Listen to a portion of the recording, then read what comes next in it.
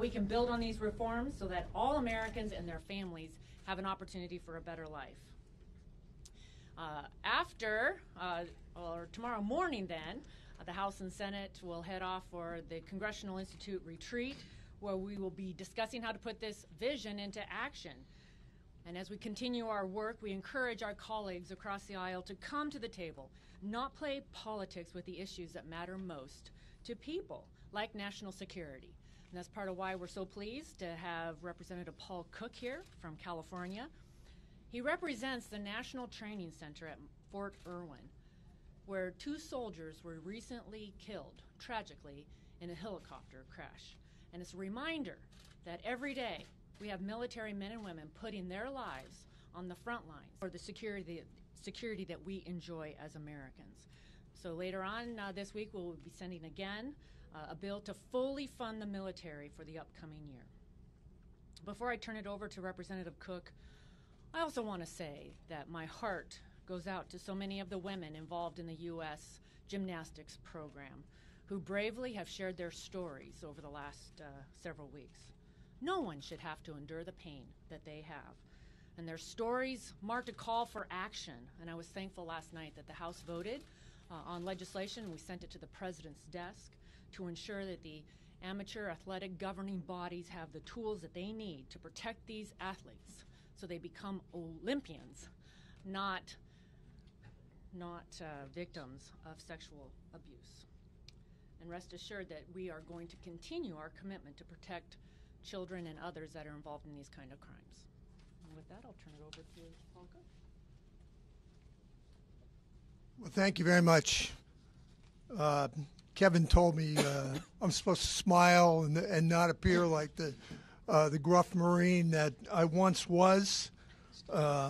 And for those of you that are historians, I just, many years ago, in fact, 50 years ago, I was in a place called Vietnam.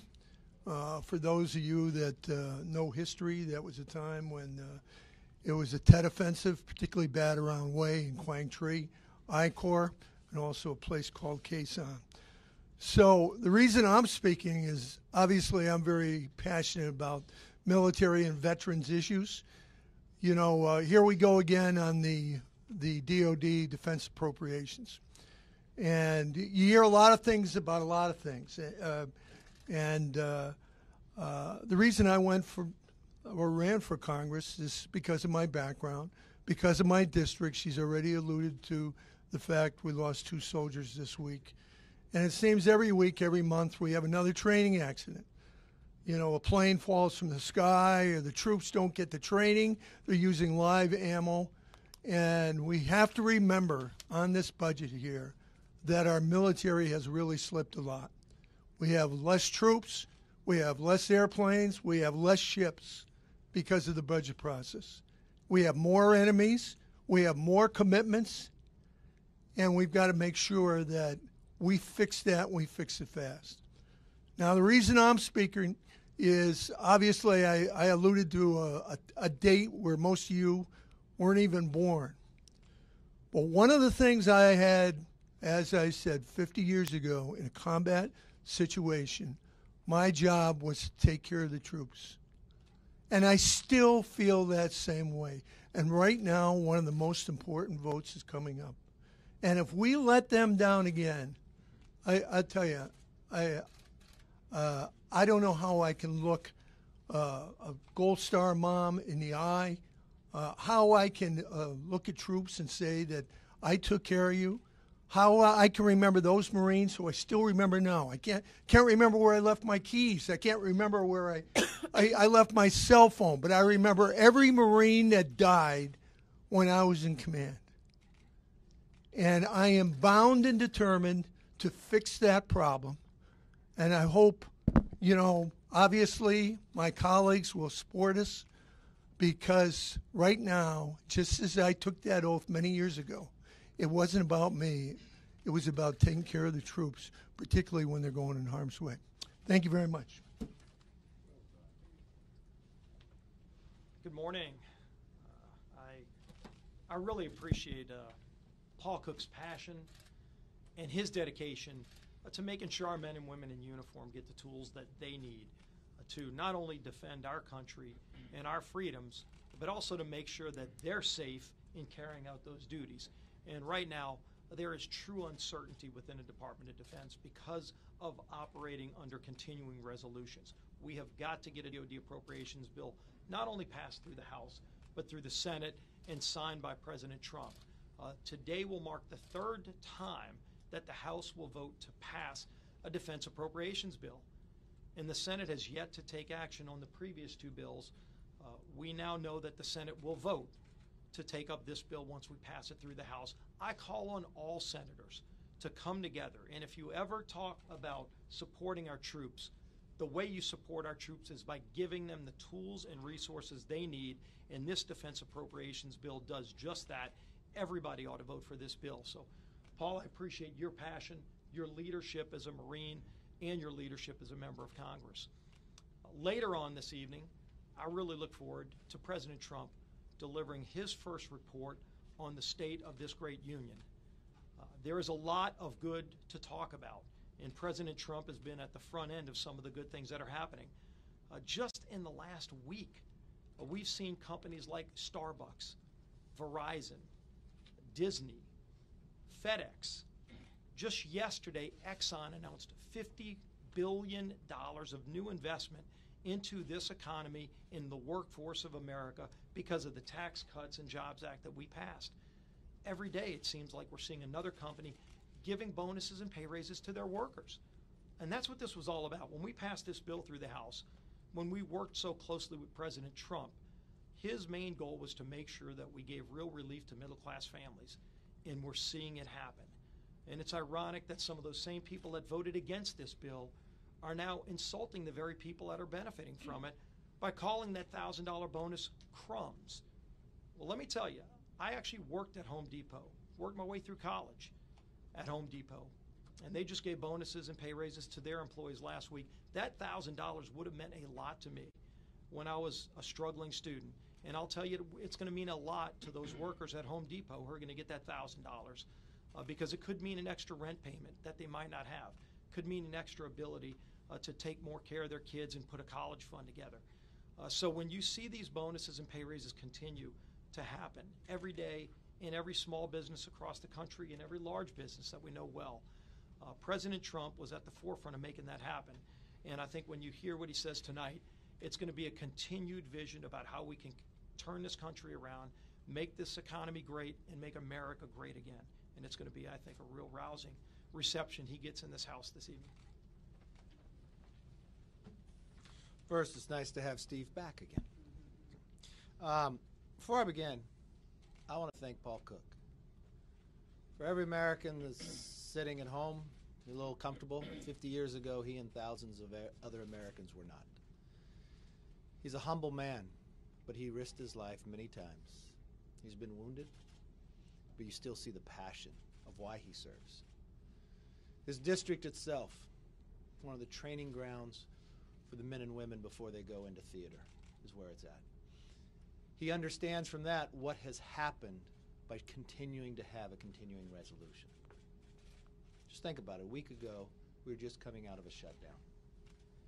And after that shutdown ended, I heard the message from Senator Durbin and others that they will uncouple to hold up the funding for the military for the same issue when it comes to solving DACA. And we have been meeting on that issue just yesterday. I thought we had probably our most productive meeting yet, and we will meet again today. We should not hold our military hostage. I take them at their word.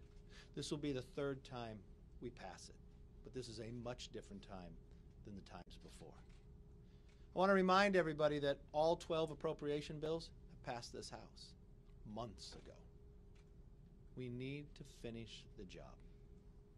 Steve talks about, and every day you turn on the TV, you hear more news about what the tax code has done. From the bonuses, but I just had a conversation with one person yesterday. She got her paycheck and she said, I got a $100 raise. I said, you got a raise? She said, no. Your tax bill gave me a raise because of new withholding. I read this story about, just in Peoria, a small business owner. She was never able to give her employees a bonus. She was able to give all 12 $500.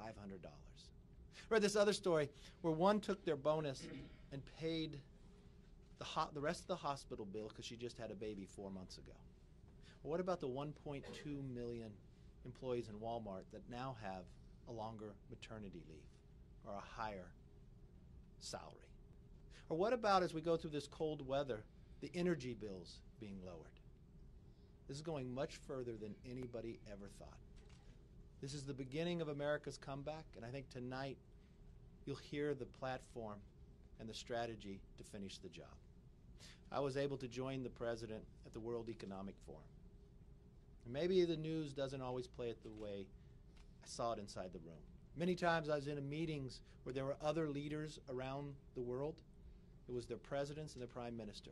You know what the number one topic? They said America's back doing bold ideas. It's not just America's doing it. They said they had to change their behavior. Almost every single country talked about now doing tax reform. So we're not just changing America, we're going to make the world stronger. And the number one question I want the president to ask tonight to the American people, are you better off today than you were 2 years ago? Because I think that answer could be very strong to probably put partisanship aside and have other people start working with us so we can solve the other problems that are before us. Well, as was mentioned, the House is going to vote on, again, a very important piece of legislation. This is the Department of Defense funding that equips our service members with the resources they need to protect our country and the threats that it faces. This is not the first time the House has voted on this bill. This is not the second time the House has voted on this bill. This is the third time the House has voted to fund our military. You heard it from Paul Cook straight. Why is this the third time that the House will have voted to fund our military? Because the Senate Democrats continue to hold that funding hostage. They threaten to filibuster this legislation, which makes it impossible for the Senate to pass and for the President to sign it into law. Senate Democrats are playing politics with defense spending that is so vital to our national security needs. So we just don't see this as irresponsible. It's dangerous. You do have training accidents happening more and more these days. We had more people die in training accidents last year than died in combat last year. So these CRs, the reason we're having all of these CRs is because of these filibusters of these vital appropriation bills. So as we saw last week in Paul's district, the consequences are very real. Our men and women in uniform, they depend upon these resources to keep themselves safe and to keep us safe. So I urge the Senate Democrats to do the right thing. Drop the filibuster, process the legislation. We want to find a DACA solution. We will find a DACA solution. So don't hold up our military funding hostage for this. Let's move forward. On a positive note, I'm excited to hear President Trump's State of the Union address tonight. And honestly, the State of the Union is looking up. It's really encouraging to be able to come and hear an upbeat tone at a State of the Union. This will be my 20th of these that I've sat in. And I've got to tell you, to be able to hear a State of the Union as bright as it is right now is something that's very encouraging. Wages are rising. Economic confidence is coming back to America. Tax reform is now the law of the land, and it is playing a huge role in this transformation.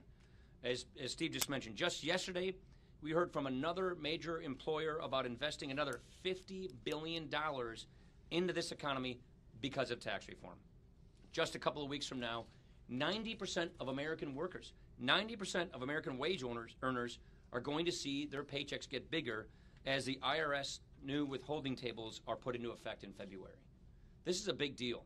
Look, Janet and I were working the concession stand at our parish on Sunday for our kids' basketball games, and a friend of mine who works at the Home Depot in Janesville could not wait to come up and tell me about the bonus that he had gotten, about the wage increase that he had gotten, what it's going to do for his life. You know, wherever you go, you have people coming up to you saying, you know, this is a new car payment for me. This is working. And what those of us who've worked on this issue for so many years thought and suspected was if we do tax reform in America the right way, it will unlock a lot of economic potential. It is unlocking so much more economic potential than we even imagined. So we're very excited. Economic confidence in America is at a 17-year high, while unemployment in America is at a 17-year low. These are good things. This is a big deal for Americans across the country. We've got a lot more work to do, and I'm looking forward to President Trump's speech tonight to find the way forward and get more done for the American people in 2018. Questions? Manu. Mr. Speaker, regarding the Nunes memo, why is it okay for Republicans in the House to release a Republican memo and not at the same time as a Democratic memo to give the American public a full picture, or at least both sides of the argument relying this underlying intelligence? Mano, what's okay is to follow the process as the process is laid out, and that's precisely what is happening. I would remind you that the Democrats tried blocking the rest of the members of Congress from even having access to the memo that the majority wrote. Yesterday, the majority voted to provide access to the Democrats' memo. The process is this. It's an 11G process. You've all probably reported on it, which is a memo gets released to the broader members. They read it. Then you go and scrub to make sure that no sources and methods are being compromised, and then you go through the process of releasing it. The majority's memo already went through that process. That process is underway. This memo that we just got popped on us yesterday is now going through that process. And I would just tell you, unlike the Democrats on the Intelligence Committee who voted to deny access to this memo to the broader members, Republicans supported doing so. And so now, Devin actually made the motion. So now it will go through that 11G process just like this other memo did. And let me just say a few things. What's that? Yeah, as Kevin was mentioning, the chairman went to the FBI to go through the memo to make sure that we were protecting any sources and methods, and we are confident that we are. None of that work has been done on this new memo that no one has yet read, but the Republicans voted to allow the rest of the members to read it so that it can go through that process. But why not hold back? You've asked enough. Why not ask the Republicans to wait and release their memo at the same time as Democrats release theirs to somehow try and overcome We're this going to go through perception the that this is process as the political? process is laid out, and it's ironic that the majority voted to actually give access to this memos while the minority voted to deny that access. So I think the irony is a little rich here these days.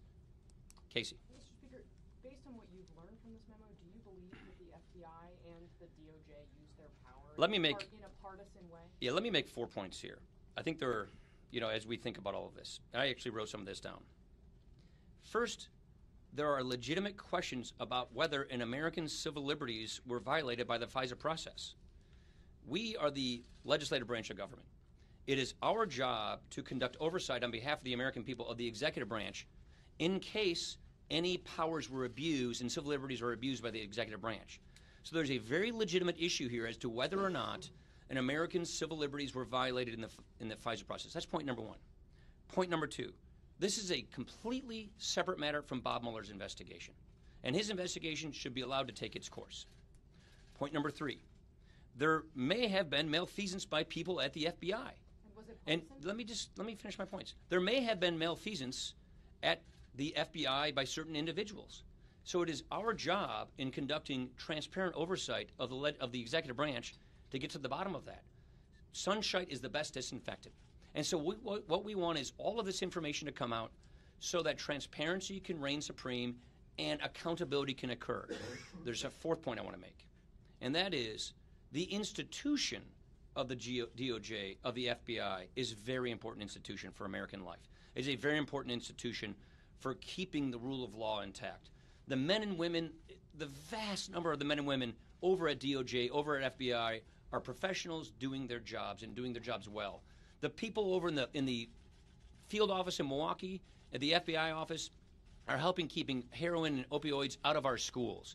So we want the people of the FBI to know that we respect their job, we respect who they are and what they do, and all the more reason why we need to have transparency and accountability to hold people accountable if they violated the rules, if they acted in a wrong, improper way. And that is what we're doing here. Do you think they did, based on what you know? All the other conclusions that are being drawn by this investigation in the House are being held until the end. Why is it important to get this conclusion? It would have been great now? to have all the documents that we requested months ago, but we did not. So as you know, the Congress has been asking for all of these documents from the executive branch so that we can do the executive branch oversight.